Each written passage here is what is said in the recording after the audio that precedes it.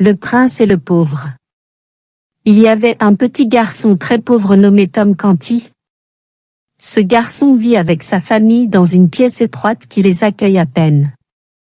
Son père était un voleur. Par conséquent, Tom a également appris à voler car il devait fournir de la nourriture et des boissons pour lui et sa famille. Et il y avait un homme gentil et affectueux nommé Andrew. Il vit avec cette pauvre famille. Cet homme tient à apprendre à Tom à lire et à écrire depuis son enfance. Il a aussi beaucoup essayé de lui inculquer des valeurs et des principes. Jusqu'à ce qu'il élève un jeune homme décent. Et Andrew avait l'habitude de dire à Tom tous les soirs avant qu'il ne s'endorme. Contes de rois et de princes. Jusqu'à ce que vous appreniez Tom. Il savait tout de la vie des princes et des rois. Ce qui lui a fait souhaiter pouvoir devenir un prince comme eux. Il vit une vie luxueuse dans un manoir luxueux. Il était toujours autour du palais royal. Souhaitant qu'il puisse entrer et vivre là-bas, même pour une journée. Un jour, un des gardes du palais l'a vu. Puis il a commencé à le frapper violemment et durement sur le visage et le corps. Le prince était en ce moment assis sur le balcon de sa chambre. Regardez ce qui s'est passé. Alors dépêchez-vous pour le soldat. Et lui ordonna d'inviter Tom dans le palais. Ce prince Édouard était intéressé d'entendre parler de l'histoire de la vie de Tom. Ce qui l'a amené à ce point. Et Tim a raconté au prince sa vie et les difficultés auxquelles il était confronté. La chose étrange était que le prince lui avait dit « J'aimerais pouvoir faire les choses que tu fais. » Tom n'en croyait pas ses oreilles, et se dit « Pourquoi un prince voudrait-il vivre la vie d'un pauvre garçon comme moi ?» Et il vint une idée dans l'esprit du prince.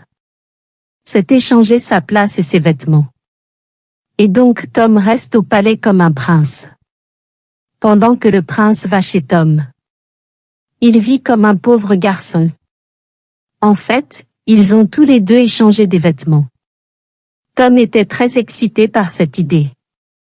Qui a réalisé tous ses rêves en un instant. Au lendemain. Le prince est allé à Tom et à l'école.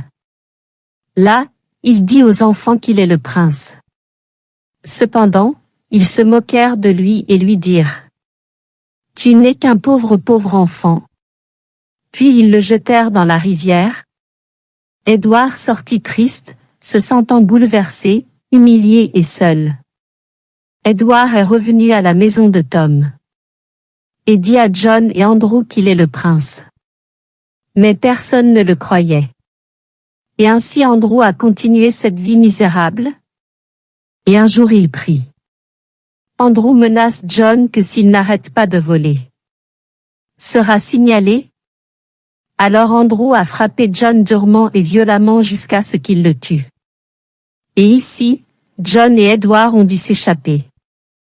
Cependant, Édouard voulait retourner à sa vie et à son palais.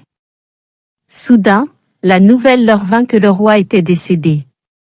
Édouard était désormais roi, mais personne ne le croyait. Ainsi Tom a vécu dans le palais pendant plusieurs jours en tant que roi. Ministres et conseillers sont venus. Ils lui disent qu'il doit être prêt pour le couronnement royal. Mais Tom ne voulait pas tout ça. Il avait peur de la responsabilité. Et la pression qui était sur lui de tout le monde autour de lui. Tout ce qu'il voulait, c'était jouer au bord de la rivière.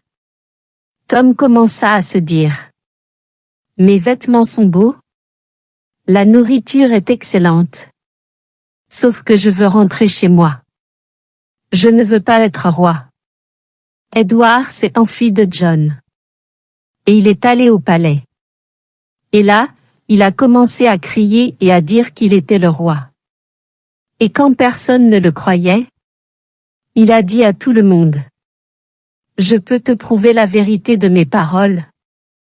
Je peux vous dire où est le sceau du roi. Tu le trouveras derrière le miroir de ma chambre. Où tu l'as mis là. » Et en effet, quand les gardes ont cherché le sceau, trouvé au même endroit. Et ils s'étaient assurés qu'il était le roi.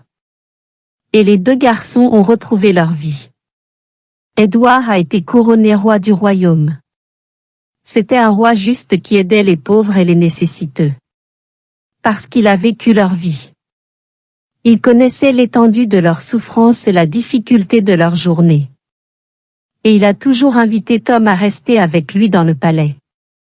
Ainsi, les deux garçons sont devenus de bons amis. Et ils vivaient heureux et heureux. Et quand Tom a grandi, il décida d'écrire son histoire, qu'il intitula « Le prince et le pauvre ».